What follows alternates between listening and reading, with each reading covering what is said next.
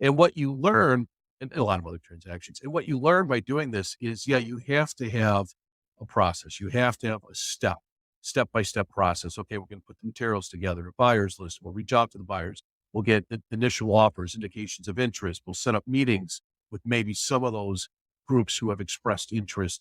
We'll do the management meeting, maybe provide some more information. We'll ask for a letter of intent. We'll negotiate that. We'll pick a letter of intent. You can only pick one winner. There's only one company to sell. Then you go to due diligence and purchase agreement writing, and then you close the transaction. So those are the steps to getting a transaction done. And so by doing that and understanding that, I think that helps, but you also have to be adept enough to realize that something else will happen. I mentioned that at the onset, something else quite often happens. And so you might have a linear idea that a process should take 7, 8, 9 months. Everybody else thinks that's long. Most firms I've worked for always want to say you get it done quicker. We've never gotten deals. It rarely happens because something else happens. The client is either slow getting information. They've got a business to run. And sometimes they don't realize the amount of information that is needed to put the book together, that's needed for due diligence.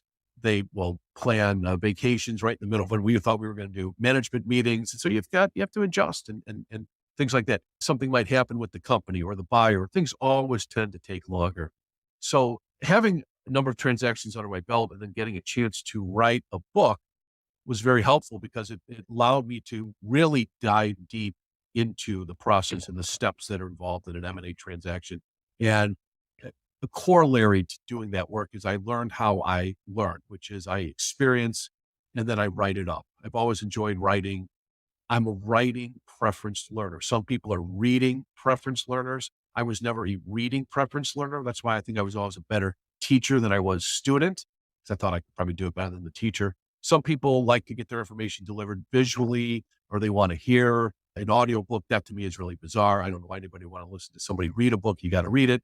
I'm joking that whatever works for you is important. But for me, writing is what the key is. And it was very fascinating for me to go through the process that I already knew very well, but be able to think and I have to explain things. And I made other connections along the way. So it's very helpful to me in terms of the work that I do.